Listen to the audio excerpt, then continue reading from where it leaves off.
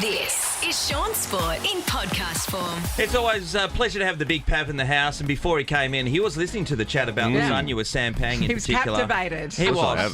Groundbreaking radio, he said. Pav, you're weighing in. It took me back to our time, Shawnee, when I first started here as a 17-year-old when I got drafted, and I moved out early days into a townhouse in Ex-Freo, and I sort of had some people come and go, whether it was mates or colleagues, teammates living. But you had to fend for yourself. You had to cook for yourself. No. I think I was 19, as it turned out, by the time I'd moved in. You're just learning ingredients. How do you put these things together? Yeah, how do you turn the stove on? And when you're at the club, you obviously got great resources, including a dietitian and whatnot. And one of the first things they gave us, the young guys that were starting to cook meals together, was this cookbook from the AIS. So it had Olympians and their favourite meals, and there was lots of pastas, lots of protein dishes, healthy. Correct. Yeah. It was Kathy Freeman quiche. Yeah, exactly. Just rolls off the tongue beautifully. And including in one of them was the lasagna dish. And so, I was au fait with spag bowl, like all of the listeners have been, and people calling But in. you never even dreamed that it could one day be a lasagna. But to your point, it's pretty simple. You just lay the beds of the pasta down, bolognese in the middle, and away you go. Now, the piece de resistance of the, say that quickly again, of this dish was not the cheese, not the bechamel. It was a can of Big Red tomato soup. So we poured that on top of the you poured it assembled. on top. So I'm taking it that was in place of like a bechamel sauce or something. I think so. To give didn't it dry it out, sort and then of, just layer it with So cheese. there was no bechamel? No, Do you remember the white? limited. Like it was because this they sort were of trying to be healthy. Healthy, Nathan. I know, that's but the healthy version. Is a can of soup healthy? Well, it's got way less calories if you read the back of it. The main thing is, but you just talked about having a dry lasagna, which you would fret over. That would have been you can't just moisten it with anything. that would have been a very soup. wet and sloppy one, I imagine. No, I think this is the point. Like by the time you put it in the oven, and the oven did its job, the crusty cheese bit on top, and it wasn't dry. When it comes out of the oven, you do feel like you've achieved something. You know, Like you present it looks good. It looks good. It does. One of the things we did do was we did a cookbook one year, and I was thinking, was I associated with a lasagna or something that might have come up in mine? I can't remember, but someone will have that cookbook out there. So you had to pick a recipe from each player. Well, you didn't have to pick one. I think it was chosen for you because I think my dish was salmon, and I don't think to that point I'd ever cooked a baked salmon in my life. I don't know. It was like, okay, have you got salmon? I was like, so all right. literally Doing a photo. doing a photo. And Shaun's was quail. No one's cooked a quail, have they? You would have. If you. No, I don't think I've eaten quail, but I don't think I've ever cooked A small bird? What's that? What's that? Have you cooked a small bird? A small bird. Small bird. Well, smaller than a quail. What, a budgie? What are we talking? Underweight chicken. What's smaller than a quail? We've had a few pigeons go in the oven. Pigeons, What do you mean? But they flew in there by mistake. We don't. Dad was trying to dry a couple out one day, and just your family's doing well enough not to have to eat pigeons. we had so many at Willerton. But I've got heaps of things, so it doesn't make me going to eat it. Actually, the kids found a dead rat in our front yard only on the weekend, which the boys, it entertained them for hours, because I think a cat had obviously and the head was gone, so the boys were all over it. So we're playing with a headless dead rat.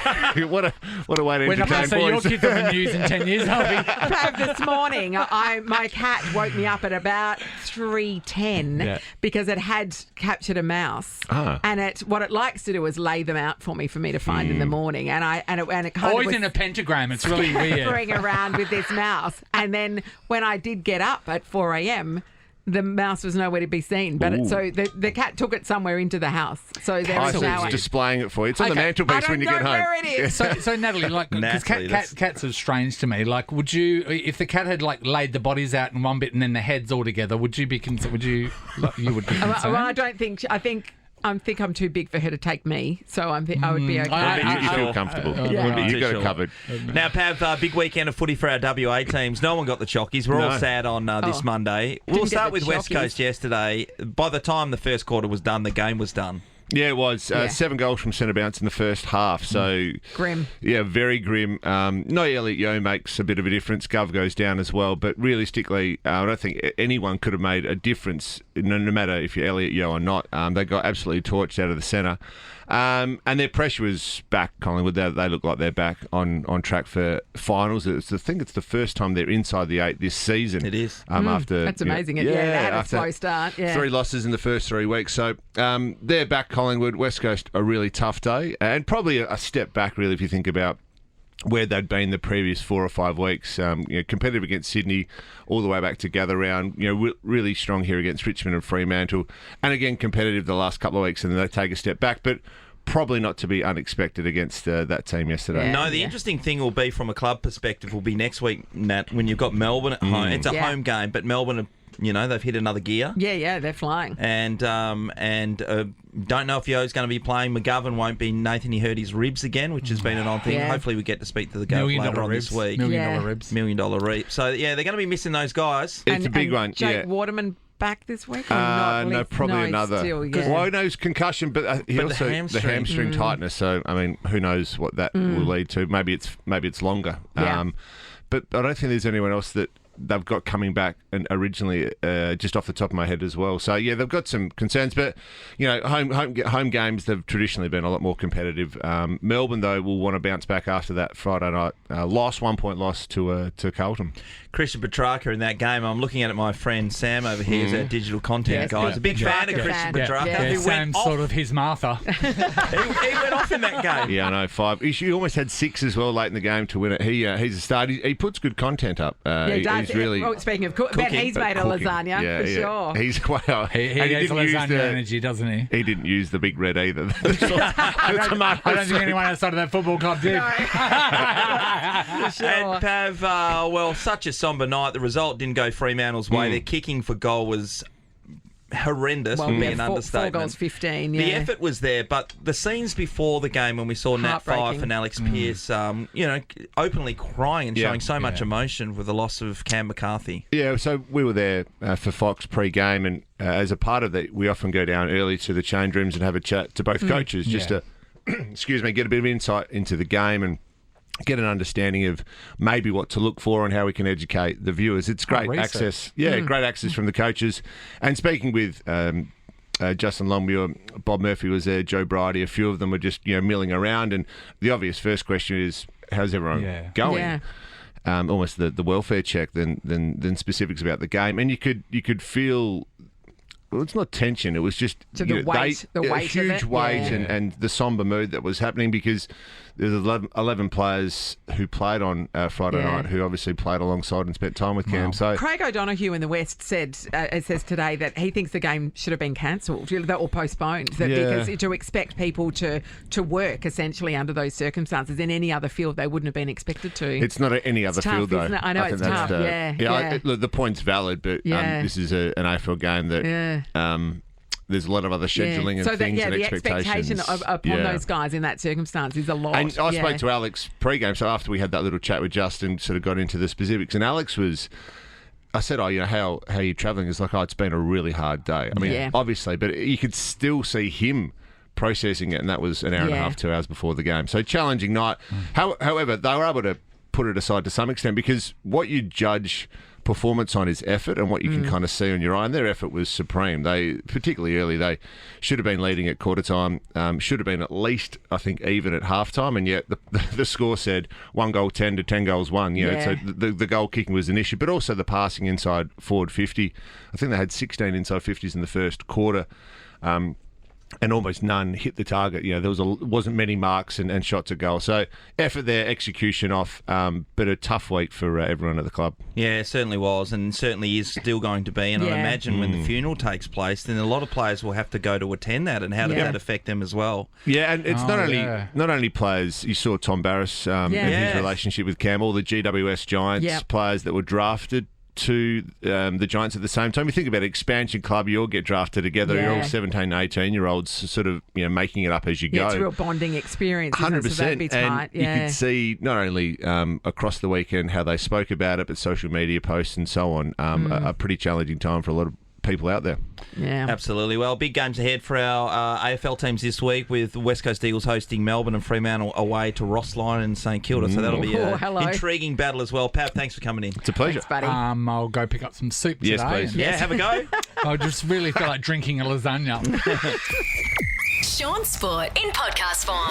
We're going to go around the grounds to kick things off. Friday night, the West Coast Fever put on a clinic at RAC Arena. They ever. Record-breaking margin. I was 36 they beat them by, the Firebirds. My wife and daughter went along and they hadn't been to a game before. Of course, Nat, you've mentioned the crowd goes ballistic. They do. But the game's over within a heartbeat, Nate. Like It's an hour of an play hour. I time, love short sport. Yeah, short sport. Yeah, short sport. That should be and I mean, segment. technically, like, basketball games are about the same length, but because they have so many stop downs do. and you stop for free throws and all the rest of it, they can really blow out. But netball's like in, out. We mentioned it to Go Caitlin home. the other day and Kelsey Brown. It's hard to believe the West Coast Fever could be... They're a completely different team in terms of personnel, but they look to be better than they were last year when they won the title. And Kelsey didn't play. She was rested. So, they had Sunday Ariang's sister made her debut. So the two Ariang fantastic. sisters were playing on court at the It same always time. And they were amazes incredible. me, families that spit out champions in the same sport. Yeah. Their family should be the parents should be at least genetically studied. They should be. And I remember when we had Emma O'Driscoll in and her parents were only talking to me when I met them about her rather than two other boys who were in the AFL system as well. So they've had three kids. They're all playing elite AFL. It was like my new Danahers. my mum and her brother Des were both really good at darts and they won a lot of titles. So I know Very we're similar. the same. Yeah, it's the same. It's the Yeah. same family.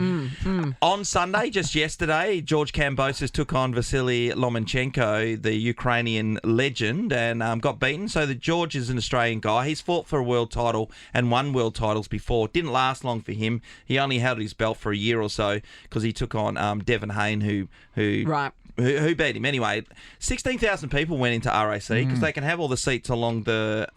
ringside, essentially on the court, So it's a big crowd there. And I'm really surprised. There was a lot of Dockers players who went along and took their partners as well. Yeah. Oh, really? Yeah. And I spoke to a few of them about the match yesterday, just a couple of conversations, and there was... when you turn up to a boxing fight or UFC fight, and I've been for ages, we used to go at Claremont. I've been to a few boxing matches. Yeah, Danny Green fights and stuff. Yeah. But the police presence and the major crime squad and all those guys, they're everywhere. Like they are circling some of those guys. Because bikies are very attracted to these events. Remember when we were in Adelaide and we were watching Greenie fight? Oh, yes. And then afterwards, because like it was very... the people that were supporting Mundine were very salty it was about controversial, it. And we were all wearing green and all of us were walking back in the crowd trying to take our green off. Absolute beacons. I was looking at my jacket. It's a different crowd for sure, but there was no trouble there, so that was great. And to have that many people show up. I love that. At the RAC, they get massive crowds for these fights. I think it's so great that the crowds for these fights there's no dramas, there's no issues, because it really just shows that can happen here, because and you don't it's not going to be a drama. When the UFC was here, there were zero ejections, but there were people ejected from the Rod Stewart concert just a couple of weeks later. And you go... He can fire you up, though, the great man. What's the more dangerous crowd? Yeah, I'd reject myself from a Rod Stewart concert. There's some things in that time I would watch. Fleetwood Mac, yes. Rod Stewart, no. I think he was with Cyndi Lauper as well on that tour. I would watch Cyndi Lauper. So maybe they went for Cyndi Lauper. For one song, I just watch time after time. Yeah. So maybe girls just want to have fun, but I'm out. The Big Pav is going to be joining us later this morning, so we'll cover off all the footy then, of course. Yeah, absolutely. It was a tough day for West Coast, and of course on Friday night, real tough night for Fremantle after the loss of Cam McCarthy. Yeah. Shaun Sport is a Nova podcast. For more great comedy shows like this, head to novapodcast.com.au.